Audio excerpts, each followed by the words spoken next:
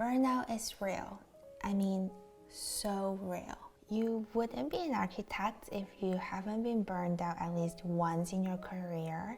And I actually did an Insta story poll on my Instagram yesterday to see how many people have burned out before in their career, and we got 80 votes, and 76 of them, meaning only 4 people, said they didn't get burnout. They have never gotten burnout. I really envy those 4 people, whoever you are.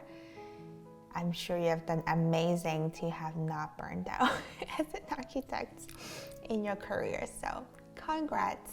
But I'm sure almost every one of you has a burnout story. You've been there, you've done that.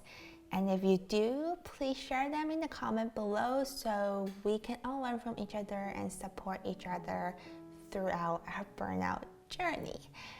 Today's videos is gonna be a little long just because burnout is a really important topic and I feel like it deserves a lot of time to talk about it. And I want to share with you my own burnout journey, my own story, but also give you some tips and tricks to prevent burnout from happening before it even happens. Because I really, really believe that you deserve to work in the profession that you love so much without sacrificing your health all the time. But before we get into the stories and the tips that I love to talk about, I want to remind you that you can't self-care your way out of a burnout. When we talk about burnout, we often say things like do more self-care, try meditation, do some yoga, go to a spa, take a break, have dinner, but you can't just self-care your way out of a burnout. Because a burnout is not just that you didn't sleep enough for one night. Going to a spa or doing meditation is just treating the symptoms of your burnout, but not the underlying causes. And the underlying causes is usually caused by something actually bigger than you. It's caused by an imbalance between your high workload and too few resources that your firm is providing you. It can also be caused by just lack of support from your leadership or your colleagues, so you don't feel like you are supported and you don't feel like you belong at work. It can be also caused by just feeling disconnected, that the work that you do doesn't align with what's important to you as a person. So it's actually a much bigger problem that your firm has to fix, and you have to focus on fixing it in your career. But there are still some things that we could do as individuals to prevent ourselves from burning out. I want to share some tips with you today, so hopefully you don't get burned out like I did. So let me just quickly tell you the story of how I fell into a massive burnout. It was 2015 when I was working on a really, really important project for my studio at work.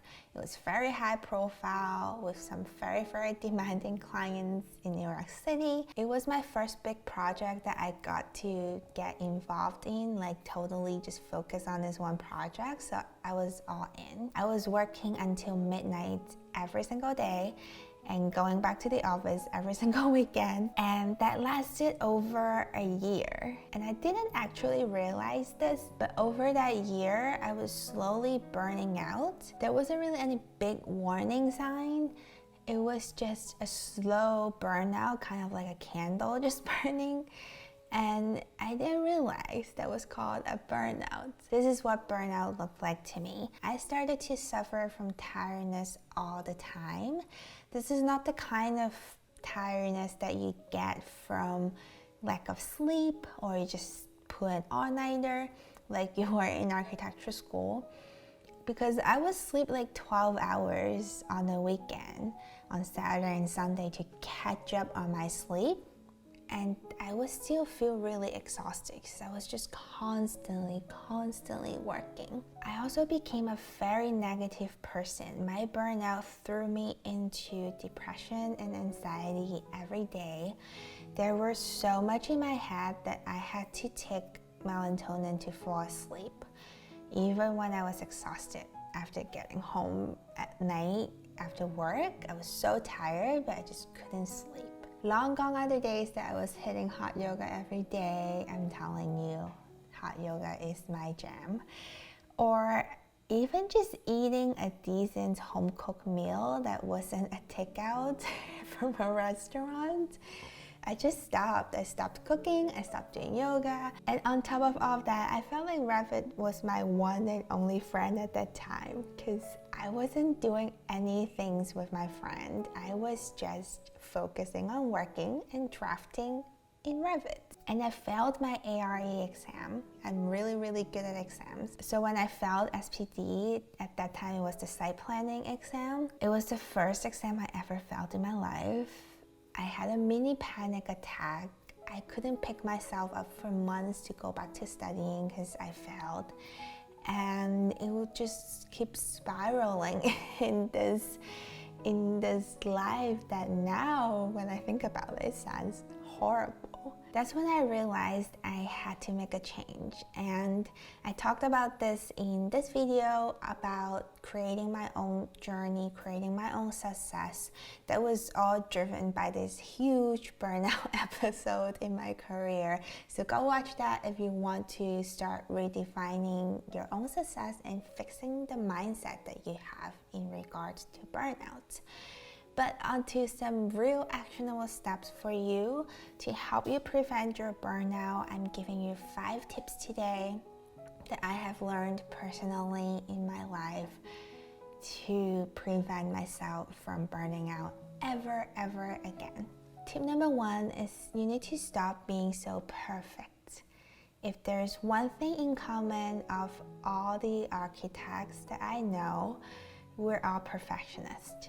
We want those lines to be perfectly aligned and the Revit model to be clean and organized, and the entourage, so important to have the perfect tiny little shadow in the renderings that honestly I don't even think anyone see them. But we gotta stop it. We'll never be the perfect renderer, the perfect drafter, the perfect modeler in the world, because we just simply can and we shouldn't spend 24 hours a day perfecting a rendering. That city set is never gonna be perfect. That's why we have things called RFIs and submittals and change orders to fix those things. And I'm not saying don't do your job, and no, I'm not saying don't do your job right, but do it as best as you can without stressing out. A lot of time this is not your fault. It could be a client decision that comes really last minute. It could be a lack of staffing, which happens a lot in architecture, or there is just simply too much work and not enough time for you. But I started adopting the model, done is better than perfect. Every single person I've ever worked with will hear me say every time we have a deadline, done is better than perfect.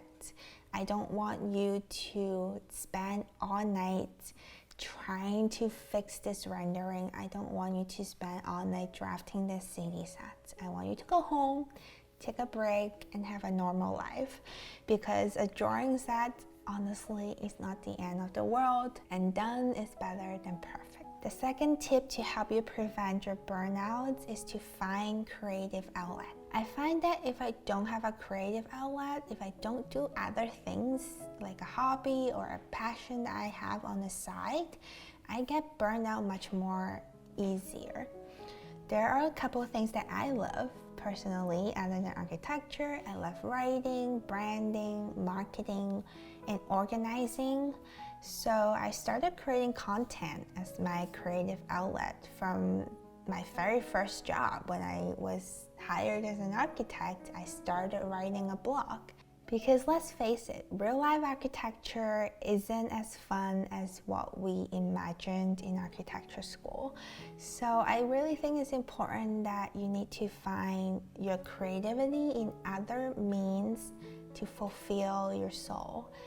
You can design your own personal brand and create content like I do, because content creation is actually really creative that I think most people don't realize it.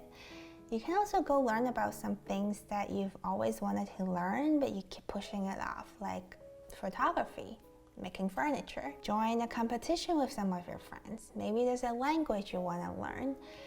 For me, it's content creation because it encompasses both my passion for writing, branding, marketing, and architecture. Maybe one day I'll do an organizing video because I love organizing. I don't know, but there's so many possibilities out there to find your creative outlets to keep yourself from just focusing on work so much and eventually getting burned out. The third tip I have for you today is go eat a donut. I know that sounds funny, but this is actually an advice that I got from someone at my previous firm. You know that person in your office that's always so happy and smiling?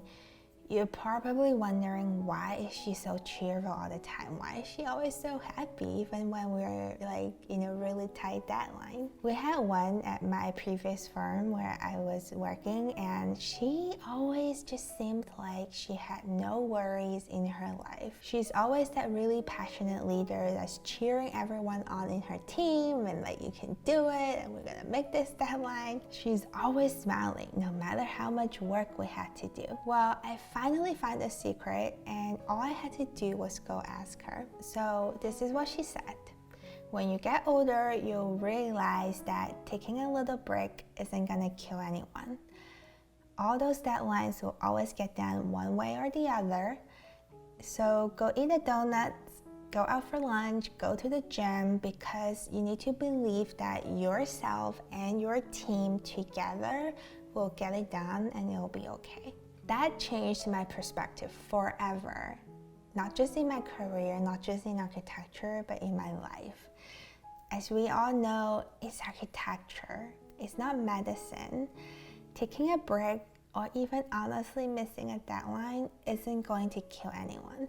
So I encourage you today to step outside of your office or your home, wherever you're working from.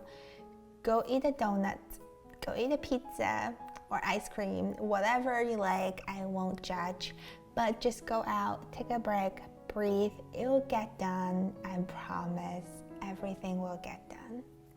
Tip number 4 is trusting your team. Imagine this: you're hitting a major deadline on a major project, and your boss gave you 6 not so experienced team members to help. That's good, right? At least you're getting help on a project.